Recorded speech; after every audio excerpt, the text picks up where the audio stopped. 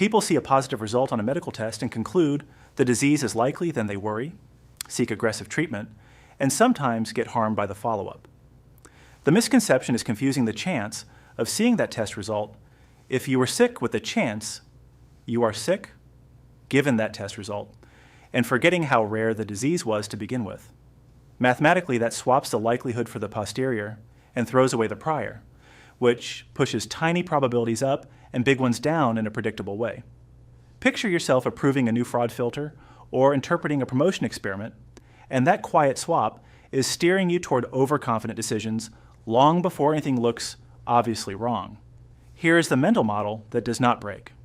You start with a belief about how plausible a hypothesis is before looking, called the prior. You then see data, and you ask how expected that data would be if the hypothesis were true compared to if it were not. The ratio between those expectations is the weight the data applies to your prior. Multiply in that weight, and you get a new belief, the posterior. If more data arrives, you do it again. Nothing mystical, just disciplined accounting of where the information came from and where it is going. To make this concrete, consider diagnostic testing. You have a condition that matters, a test that is imperfect, and a person who just received a positive result. The question you actually care about is the chance the person has the condition given that result. That is not the same as the accuracy rate printed on the brochure. It is the result of combining how common the condition was before you tested with how the test behaves on sick and unhealthy people. Suppose the condition is present in about 1% of the population under care. That is your prior probability for an arbitrary person before you touch a test.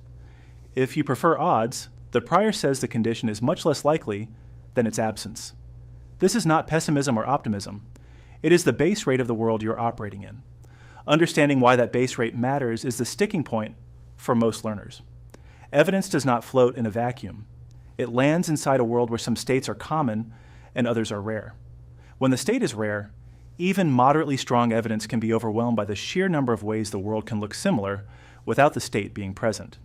If you ignore this, you get answers that violate everyday frequency reasoning and lead to surprise when you check them against actual counts.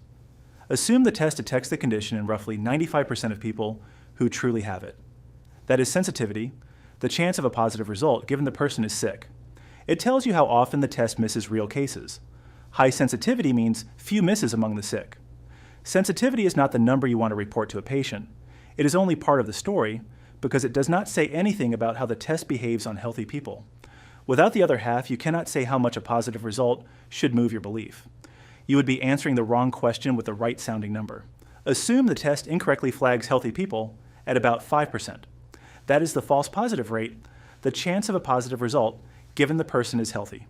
The complement of that is specificity, the chance a healthy person gets a negative result.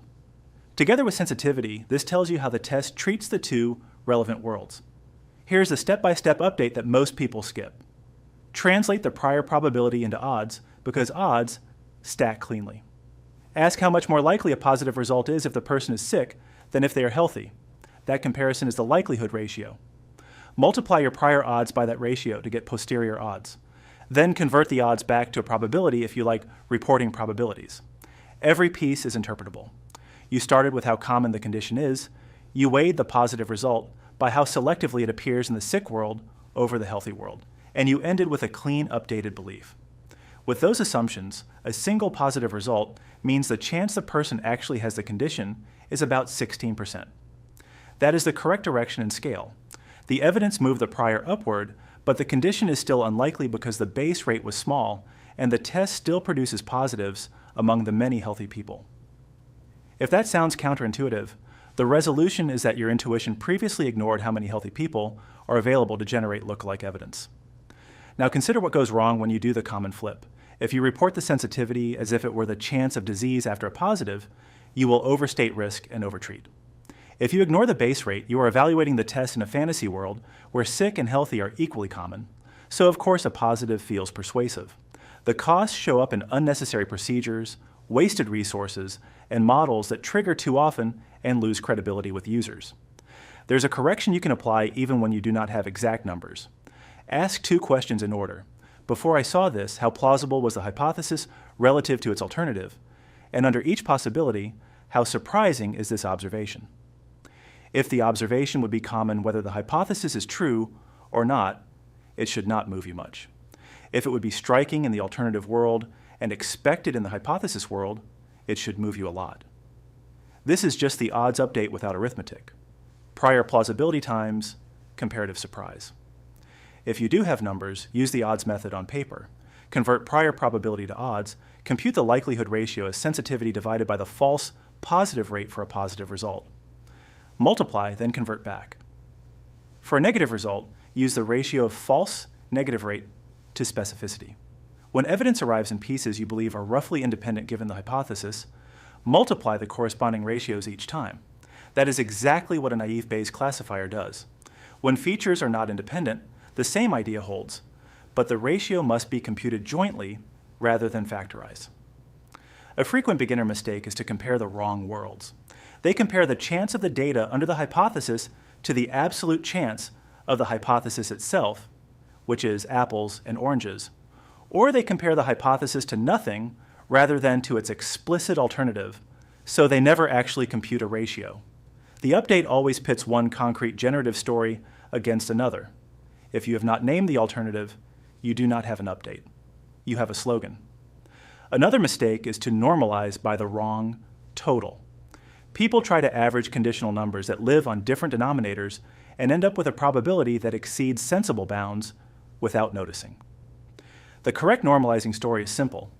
The posterior is the weight on the hypothesis when you redivide the probability mass of the observed evidence between the competing stories according to how much each expected that evidence. That is why everything reduces to odds in a ratio.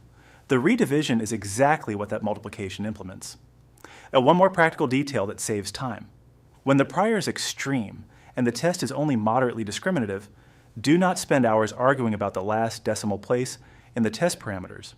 The base rate will dominate, and your posterior will remain anchored near the prior unless the likelihood ratio is very large.